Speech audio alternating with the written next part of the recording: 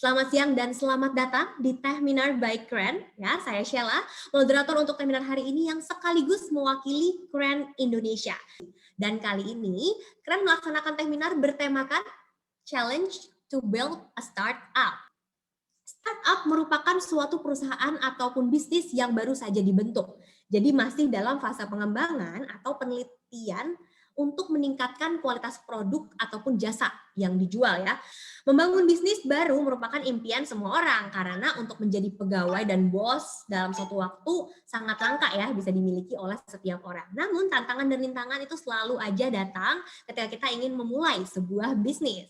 Nah, kira-kira seperti apa sih respon yang harusnya kita hadapi?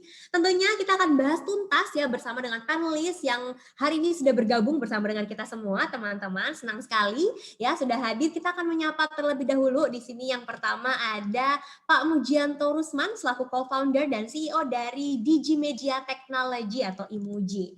Oke, kita langsung menyapa lagi ini panelis kita yang kedua gitu ya. Ada Mas Hiro ya, panjangannya nama panjangnya nih Mas Hieronymus nih ya. Marketing Manager dari Kumpul. Oke, tanpa berlama-lama lagi teman-teman kita mau langsung saja masuk ke sesi panelis yang pertama ya. Saya akan mengundang Pak Mujianto. Langsung saja kita panggil ini dia Pak Muji, co-founder and CEO Digimedia Technology. Silakan Pak Muji bisa langsung sharing. Salam sejahtera untuk semua, semoga teman-teman juga sehat-sehat. Nah, jadi untuk the next 15 menit mendatang, saya coba sharing dikit apa itu IMUJI dan juga apa tantangan yang kita hadapin. Jadi tahun 2014 terakhir saya mulai pulang pergi dari US ke Indonesia untuk membangun startup. Jadi IMUJI startup saya yang kedua. Nah, jadi kenapa saya membuat IMUJI? Jadi saya kasih sharing dikit background. Alasan utamanya sebenarnya karena saya ingin pertama-tama ingin balik Indo untuk lebih dekat ke keluarga. Nah, passion saya di bidang teknologi multimedia. Jadi anything related to audio and video gitu ya. Nah, jadi waktu itu saya juga melihat ada opportunity di marketnya. Kalau kita nggak menemukan sesuatu yang sebenarnya problem atau real issue ya, yang kita bisa solve, startup itu nggak ada gunanya. Nah, jadi yang saya lihat ini tantangan market yang ada. Jadi IMUJI kita dirikan tahun 2016. Waktu itu tantangannya adalah gimana caranya membantu berjualan secara online selain berjualan lewat sosial media. Nah, dengan adanya COVID, beberapa tantangan tersebut sudah shifting dan mulai berubah. Ya. Jadi tantangannya adalah sebenarnya dengan adanya COVID ataupun lockdown, cara berjualan kuno atau berjualan secara tradisional ya, itu sudah bisa dibilang tidak bisa kita lakukan. Ya. Nah, sejak adanya COVID kita juga perhatikan makin banyak yang mulai balik ke, kalau zaman dulu kita sharing sosial medianya fokus, sekarang perusahaan besar pun mulai membagikan brosur ya, digital brosur lewat WhatsApp. Ya. Nah, namun solusi-solusi digital yang ada saat itu atau saat ini itu juga bisa dibilang kurang efektif. Ya. Nah, dari sana kita mulai cetuskan salah satu solusi yang bisa membantu bisnis teman-teman. Ya. Jadi IMUJI adalah sebenarnya software as a service, ya, website yang bisa digunakan untuk membuat brosur ataupun undangan digital yang keunggulan utamanya adalah interaktivitinya dengan mudah dan juga ada yang bebas biaya.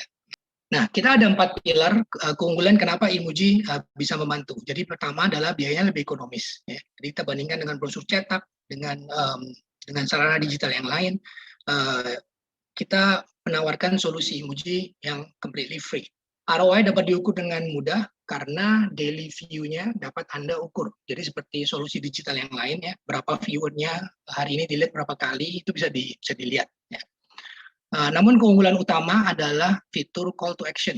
Jadi setelah melihat, misalnya ini contohnya adalah newsletter dari Kren, setelah baca apa sih beritanya yang perlu kita simak, setelah itu bisa langsung mungkin menghubungin atau reservasi ataupun membeli ya. Jadi apapun yang ditawarkan atau di-share itu dapat langsung diaktifkan oleh end user.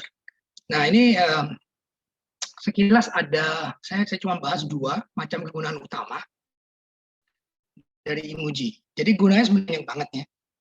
Tapi ada dua kategori yang paling populer dipakai. Itu adalah yang pertama digunakan sebagai event invitation. Ya. Event bisa personal ataupun profesional. Eventnya tentunya bisa dipakai seperti contoh di sini adalah untuk event profesional. Jadi dipakai untuk pendaftaran atau promosi acara yang on top, gitu ya. Nah, dari beberapa screenshot ini teman-teman bisa lihat. Ntar saya bisa tunjukkan hasilnya. Bisa nyambung ke YouTube untuk melihat preview ya, bisa ngeklik tombol WhatsApp untuk chatting dengan admin ataupun mau beli tiket juga bisa langsung seperti itu. Nah, kegunaan kedua ini yang lebih banyak digunakan oleh UMKM adalah digunakan sebagai brosur digital. Nah, tantangan terbesar buat kami tentunya apalagi dalam 2 tahun terakhir ini adalah gimana caranya kita bisa merubah cara kita beroperasi. Jadi sejak adanya COVID awal tahun 2020, tantangan terbesar bagi kami adalah gimana caranya kita bisa menghilangkan atau mengurangi secara drastis our OPEX, ya. Jadi operating expenses. Operating expenses kita karena kita teknologi baru dan juga bisa dibilang pemain baru di market, kita membutuhkan banyak sales team dan juga full-time designer untuk mengedukasi customer-customer kita. Nah, yang kedua, karena kita startup, engineering resource selalu terbatas. Yang ketiga adalah cara kita mengedukasi market. Nah, solusinya apa? Jadi yang pertama, tahun 2020 tentunya shock. Kita semua kaget, klien nggak ada yang mau meeting, semuanya pada lockdown. Jadi kita segera berubah. Jadi semuanya rata-rata bekerja di home, ya, home office semua. Jadi kita udah langsung bisa dibilang saving dari biaya office. Nah, yang kedua, tim sales dan marketing kita train supaya mereka lebih efektif. Mereka tentunya sekarang sudah jago menggunakan Zoom dan juga online meeting dan lain-lain ya. Nah, yang ketiga untuk membatasin resource yang kita perlu kerjakan, kita akhirnya mengurangi dan membatalkan fitur-fitur yang atau macam produk yang kita tawarkan. Ya. Jadi akhirnya kita fokuskan Imuji khusus untuk melayani UMKM ataupun digunakan sebagai brosur-brosur digital dahulu. Ya. Nah, solusi marketing strateginya kita kerjakan yang pertama kita berpartner dengan brand consultant atau agency. Nah, yang kedua dari partnership tersebut ternyata membuka lahan baru atau network baru, segmen-segmen yang sebelumnya mungkin kita belum bisa targetin. Untuk kegiatan offline, kita sering banget, seperti salah satu contohnya hari ini, tentunya kita mulai shifting dari offline workshop menjadi online training. Dan yang terakhir, kita perbanyak partnership dengan universitas dan sekolah, bukan khusus untuk berjualan apa itu servis Imuji, tapi kita mulai mengajarkan gimana Imuji bisa digunakan sebagai platform desain platform ya. Nah, puji Tuhan hasilnya, jadi tahun 2020 kita selesaikan tahun lalu dengan OPEX kita jauh lebih rendah dan bisa dibilang 90% ya kita kurangin. Revenue justru lucky enough kita bisa meningkat 2 kali lipat dibandingkan tahun sebelumnya, gitu ya. Dan kita mulai mendapatkan partnership di segmen-segmen baru. Nah, jadi kiranya secara singkat itu yang bisa saya share untuk startup Imuji. Oke, seru banget nih Pak. Ya, thank you banget buat insight-nya. Nanti kita pasti akan ngobrol-ngobrol lagi ya Pak ya di sesi panel discussion ini. Oke, selanjutnya tanpa berlama-lama lagi ya teman-teman, kita akan masuk ke sesi panelis selanjutnya. Langsung saja kita panggilkan ini dia, Mas Hieronymus, Marketing Manager Kumpul. Silakan Mas Hiro. Oke, 4 tahun ini so far megang berawal dari digital agency ya, megang influencer, berbagai macam klien dan sebagainya, dan sekarang itu di Kumpul. Nanti aku akan share itu Kumpul apa. Kita prinsipnya adalah startup ecosystem company, jadi beberapa diantaranya bantu beberapa klien nih teman-teman bikin program startup ya, mulai dari kementerian hingga swasta. Hari ini temanya adalah challenge digital startup. Kalau ditanya apa sih challenge utama bikin startup gitu, aku juga ambil dari beberapa data ya. Jadi ada 3 masalah utama yang paling sering kita jumpain. Oke. Yang pertama itu sering banget nih, aduh nggak tahu technical atau edukasi skillnya itu kayak gimana sih. Terus kadang bingung nih infrastrukturnya gimana ya, atau bikinnya harus pakai web dulu atau pakai apps dulu nggak ya gitu, itu support system. Ketika ditanya, oke, saatnya sekarang bikin startup, mulai dari mana? Ada banyak cara sebenarnya, banyak banget yang bisa dilakukan, tapi teman-teman harus fokus di 4 ini. Yang pertama networking service. Jadi dengan ikut misalnya webinar atau apa, itu kan salah satu sarana networking ya. Networking itu kan bukan hanya kita kenal, tapi kita juga bisa kerjasama, kita bisa juga masuk ke dalam, misalnya dia punya kantor atau organisasi, kita juga bisa share apa. Kuncinya apa? Kuncinya share value teman-teman. Yang kedua, kita support. Seringkali ditanya, aduh, pengen bikin apapun ya, ini bisa startup, bisa bisnis, apa ya, modalnya ya, gimana ya cara dapetin modalnya, selalu aja berputar tengah modal. Padahal, menurut aku, dan ini juga aku, modal itu nggak cuma uang, teman-teman. Jadi modal itu menurut aku dibagi 3, adalah waktu, tenaga, dan uang itu sendiri. Yang berikut adalah government regulation. Nah, ini seringkali ngaruh nih, jadi kayak apapun yang pemerintah lakukan untuk bantu UMKM, startup itu ngaruh banget. Kalau teman-teman lihat sekarang ada bukit algoritma ya kan, nanti mau dibikin.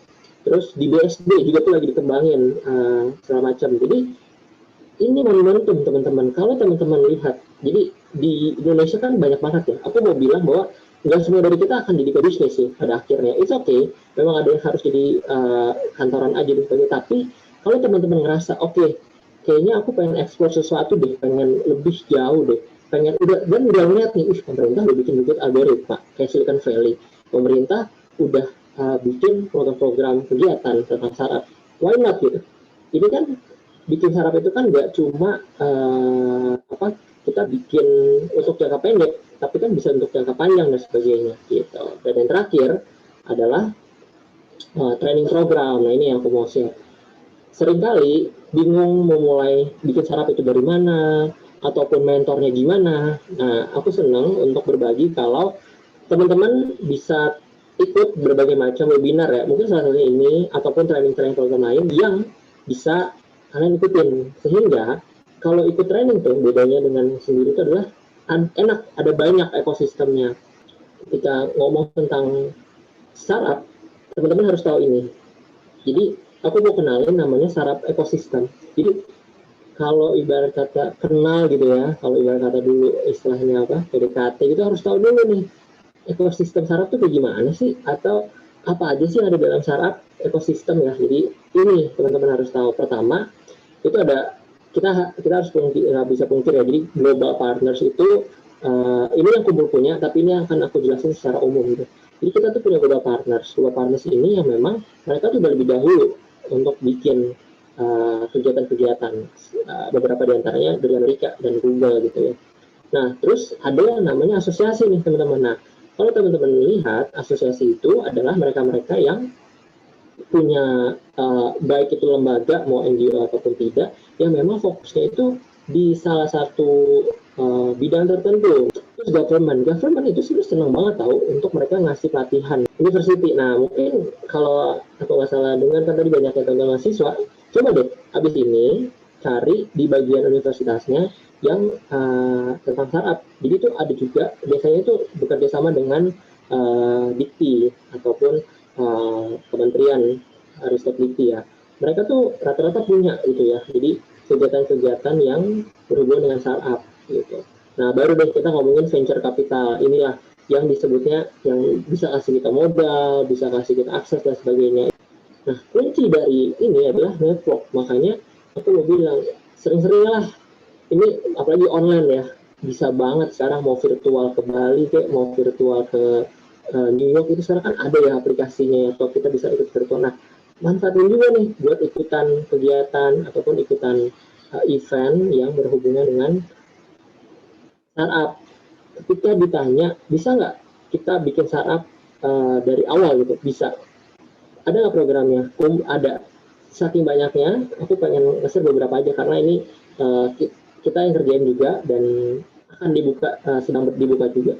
Jadi di sini teman-teman boleh capture, boleh masuk ke sini, .co.id. Ada program 3 bulan startup, yang nanti teman-teman tuh bisa dapat webinar, workshop, sesi mentoring one-on-one, yang kita bagi jadi 3, Create, Accelerate, sama Scale Up. Create itu buat yang awal banget nih, buat yang baru punya startup, itu bisa ikutan.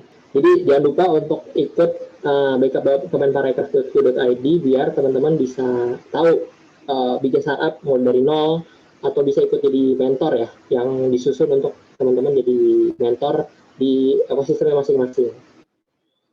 Dan aku punya yang satu lagi nih, jadi ketika ngomongin startup nggak cukup sih menurut aku cuma kayak 1 jam 15 menit sekali datang selesai gitu. Kalau aku akan sangat merekomendasikan untuk teman-teman minimal punya waktu sendiri untuk cobain deh, kayaknya sehari 15 menit aja atau 1 menit dulu deh, tapi setiap hari konsisten nyari tentang startup gitu, mau dari YouTube, mau dari buku dan sebagainya, tapi konsisten dulu untuk apa sih itu dunia startup, apa sih yang harus dikerjain. Ini kan tantangan banget ya untuk sekarang tuh, tapi kalau aku mau bilang banyak banget di TikTok, di YouTube, di Instagram yang ngasih tuh banyak banget tentang info tentang startup. Salah satunya Umbul_ID. Nah, jadi itu dari aku, dan jangan lupa untuk ikutan, dan nanti boleh kalau memang ada pertanyaan di luar ini feel free untuk kontak me di Instagram @adanemus. Thank you Mas Hiro ya. Wah, tadi sudah banyak banget yang dijelaskan ya dari Mas Hiro ya.